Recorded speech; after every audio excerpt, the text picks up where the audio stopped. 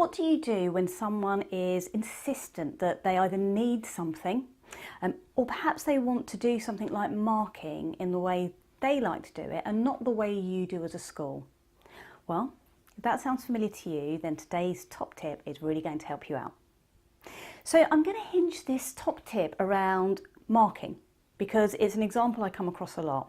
And what I've seen is a teacher who wants to mark in the way they like to mark.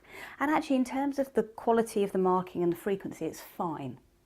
However, the problem is it's not how the school wants the teacher to mark. And this makes it difficult from a kind of a monitoring and ongoing assessment point of view. In those situations, what you can do, if you're willing, is give them what they want and explain the consequences. So a head teacher I was working with did exactly this, and what they did was they said, you know what, you can mark that way.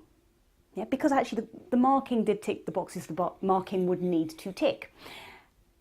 However, if you do that and someone comes in, and be it Ofsted or the local authority, and they challenge the quality of your teaching and learning, because you're marking that way and not the way we do as a school, it's going to make it really hard for me to fight your corner. And I might not be able to fight your corner as well as I could or sufficiently.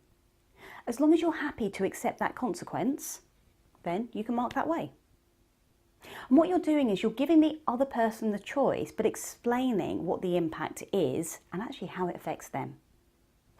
Key to this is you really do have to mean that you're willing for them to mark in this particular way. If they decide to continue as they are, then they know the consequence. Typically, people decide that they'd rather not take that risk and they'll get on board. If you've got one of those tricky situations and you're comfortable to be willing to let them have what they want and to give it to them, as long as they understand the consequence, then give it a go and let me know. And if you'd like to get these weekly top tips directly into your inbox, then sign up at ukheadsup.com/headsuptv. And if you've got a question for me to help you make your difficult conversations more successful, then you can ask me at ukheadsup.com/ask Sonia.